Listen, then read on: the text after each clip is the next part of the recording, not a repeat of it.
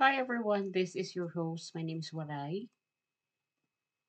Pangalawang video ko na ito. Ang unang video na upload ko na tungkol kay Maharlika, Attorney Rocky at Alvin. First time ko ito gumamit ng camera na normal. Usually ang ginagamit ko StreamYard.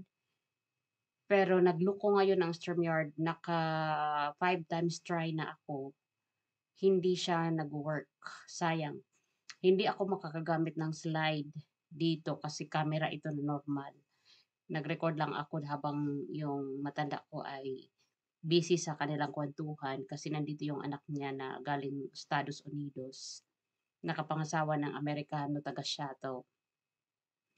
1 week na dito at babalik na ulit bukas sa Amerika. Kaya andyan sila lahat parang despedida party. At habang sila ay nagkukwentuhan, sayang naman yung oras ko. I-record ko na lang itong pangalawang vlog ko sa araw na ito. So, ang pag-uusapan natin guys, tungkol dito sa viral na pari na nagmisa kahapon sa mga taga-House of Representative at nakita natin yung mga iba sa inyo na nanonood ng balita na inalay ng mga congressman yung mga papel. I think these are the impeachment articles na inalay nila sa altar during the offertory.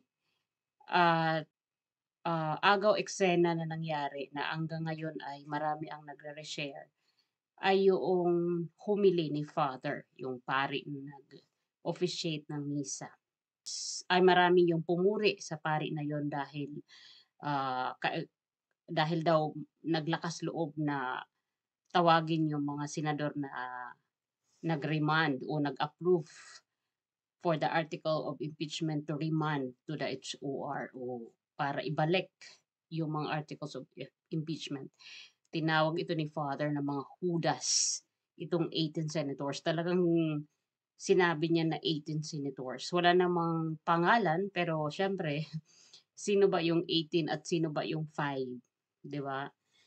At marami ang pumuri sa kanya. Siguro yun yung mga supporters ng mga congressmen. Nagbasa talaga ako. Gusto ko nga sana dito i-show at basahin natin kung ilan yung nag-comment ng negative. Kasi doon sa 147 comments kanina na nakita ko, after i-flash yung report na yon, nasa dalawa pa lang ang nabasa kong makasara o makaduterte. 145 yung mga pumuri kay Father dahil dun sa kanyang humili na tinawag niyang hudas ang mga senators. So, para sa akin bilang Catholic, this is my personal reaction, hindi siya hindi siya nakakabuti kasi ang mga pari nga dapat 'di ba, hiwalay sila sa politika. Dapat hindi sila nakikialam sa politika at hindi sila dapat umientra o hindi dapat sila sumasawsaw sa usaping politika kasi yung mga kaparian natin dapat ay nagiging neutral sila. Dahil sila yung pag-asa natin o takbuhan natin tuwing may mga problema tayo. Katulad ko ng naaksidente yung asawa ko, 'di ba? Instead na tumakbo ako sa mga kaibigan ko, mas inuna kong takbuhan ang pari para bigyan ako ng payo. And then the rest sa mga kaibigan ko dahil yun ang payo niya na sinabi niya rin sa akin na lumapit ka rin sa mga kaibigan mo. So, ibig sabihin, 'pag inuna mo ang pari, lapitan or mga madre, pinagtitiwalaan mo sila, na sila yung magbibigay sa'yo ng kapayapaang kanang advice na maging payapa ang iyong, pakiramdam o ang iyong emosyon. Gano'n din dito sana yung kanyang naging homily ay tungkol sa pag-promote ng peace and unity.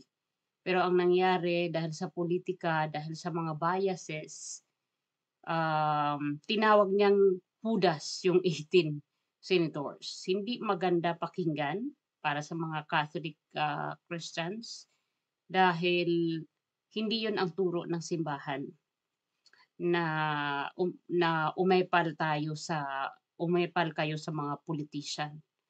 dapat nagiging neutral, dapat kayo yung tagapamagitan, kayo yung mediator para sa nagbabangga ang dalawang faction sa politika. Pero ang nangyayari ay may kanya-kanya rin kayong mga pinapanigan. At kung ibabalik natin yung Iglesia ni Cristo nung nag-rally sila nung January 13, napakadami ng nang-bash sa kanila. Napakadami ng mga pumatikos na tinawag silang pakialamero, sawsawero, mag-focus na lang kayo sa inyong kulto, 'di ba? May mga gano'ng mga naglabasang mga vlogger na inaatake nila yung, Iglesia ni Cristo noong peace rally sila nung January 13. Kaya nalulungkot ako dahil parang baliktad na tayo kung saan kung kailan ginawa ng Iglesia ni Cristo yung kanilang peace rally para suportahan yung, statement ng Pangulo para sa kapayapaan at para sa pag-unlad ng Pilipinas. Binatikos naman natin sila. Binato natin sila ng mga masasangsang na salita.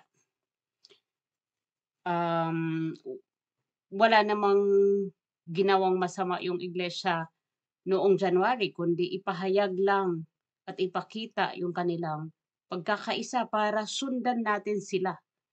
Actually ginawa nila yon para maging modelo sila sa community na dapat ganito ang nagkakaisa tulad nila.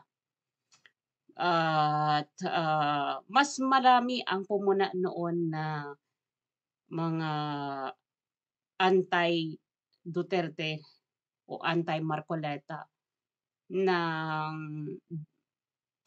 marami ang bumatikos sa INC.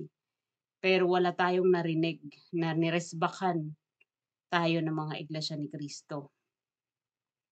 Wala tayong narinig sa kanilang programa sa Net25 at sa ganang mamamayan na inatake tayo dahil sa pagbatikos natin sa kanilang peace rally na tinawag pa nating bias, na tinawag pa nating pabor kay BP Sara, 'di ba? Pero ngayon dito sa Catholic priest na lantaran niyang sinabi na 18 senators mga Judas, pinuri pa natin. Mas pinanigan pa natin yung mali.